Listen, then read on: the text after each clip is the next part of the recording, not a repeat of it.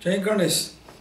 હું છું નરેશ એસ્ટ્રોલોજર અને આજનો આ વિડીયો છે તુલા રાશિ માટે 2017નું વર્ષ કેવું રહેશે તેના અંગે। સૌથી પહેલાં આપણે આપની રાશિથી નજીક ચાલનાર ગ્રહો અંગે જોઈશું। તો 26 જાન્યુઆરી 2017 સુધી શનિ મહારાજ આપની રાશિથી બીજા સ્થાનમાં ચાલે છે, જેના કારણે આપને 7.5 ચાલી રહી છે અંતિમ તબક્કામાં। અને 26 જાન્યુઆરી 2017ના રોજ શનિ મહારાજ રાશિ પરિવર્તન કરશે અને ચાલશે આપના ત્રીજા સ્થાનમાં રાશિથી, એટલે કે પરાક્રમ સ્થાનમાં, જેના કારણે પનોતી આપને અહીંયા પૂરી થાય છે। 4 મહિના પછી શનિ મહારાજ પછી પાછા રાશિ પરિવર્તન કરીને વૃશ્ચિક રાશિમાં આવે છે, જે 21 જૂન 2017ના રોજ બપોરે સવારે 4:42 કલાકે 21 જૂન 17 થી 26 ઓક્ટોબર 2017 સુધી પાછી આપણે નાની પનોતી ચાલશે। તો નાની પનોતી જે જૂનથી ઓક્ટોબર સુધી ચાલનારી છે તેમાં આપણે ખાસ કરીને સ્થાવર મિલકત અંગેના કાર્યો, વાહન ચલાવવામાં વિશેષ કાળજી લેવી અને મિત્રો સાથેના સંબંધોમાં કાળજી લેવાની રહેશે। 26 ઓક્ટોબર 2017 પછી જ્યારે શનિ મહારાજ ચાલશે આપણા ત્રીજા સ્થાનમાં, એટલે કે રાશિથી પરાક્રમ સ્થાનમાં, જે આપણા માટે અત્યંત શુભ છે। નવા સાહસ કરાવશે, નવા સાહસથી આપને લાભ પણ રહેશે। સાથે સાથે જે પણ જાતક અભ્યાસ કરતા હોય તેમને અભ્યાસમાં વિશેષ ધ્યાન આપવું પડશે, કેમ કે જ્યારે શનિ મહારાજ પરાક્રમ સ્થાનમાં ચાલશે ત્યારે 5મું સ્થાન દૂષિત થાય છે। 5મું સ્થાન જેમાં આપણે જોઈએ છે પ્રણય સંબંધો, વિદ્યા, શેર, સટ્ટો, લોટરી, તો આ બધા જ કાર્યોની અંદર સામાન્યતઃ મુશ્કેલી થવાની સંભાવનાઓ વધે છે।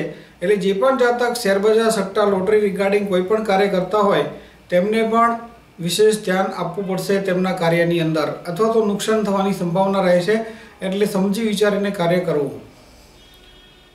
પરાક્રમ સ્થાનમાં શનિ મહારાજ ચાલશે, જે આપને ભાગ્યોદયમાં થોડી રૂકાવટ આપશે અને 12મા સ્થાનમાં દ્રષ્ટિ કરશે, 10મી દ્રષ્ટિ, જેના કારણે આપને બચત થોડી ઓછી થશે એવું આપ અનુભવશો। તો આ હતું શનિ મહારાજનું ભ્રમણ। બાકીના ગ્રહો અંગે પણ આપણે જોઈએ છીએ આ વિડીયોની અંદર।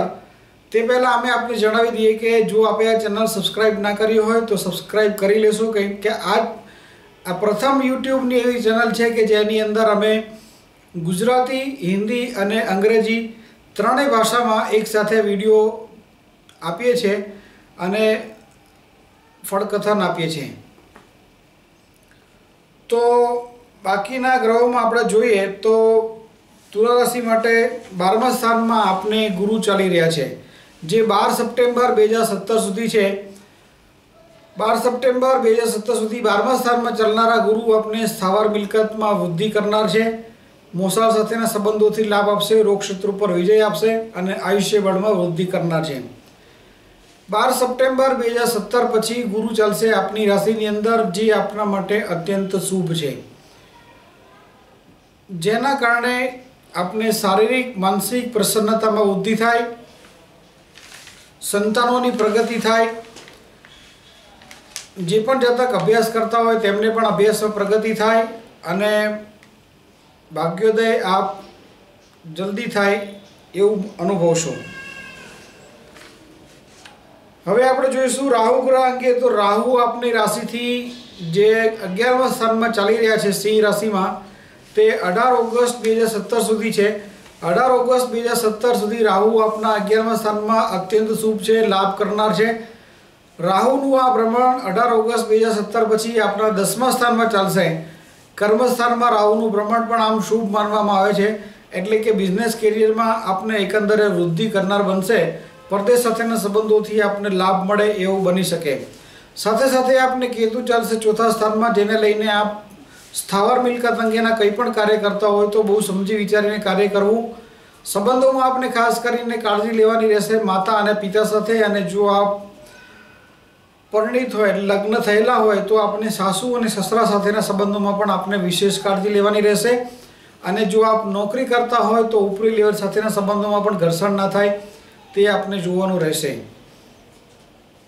ખાસ કરીને કયા કયા મહિના આપને સાચવવાના છે આ વર્ષની અંદર તે આ પ્રમાણે છે 14/5/17 થી 14/6/17, જેમાં સૂર્ય ચાલશે વૃષભ રાશિમાં.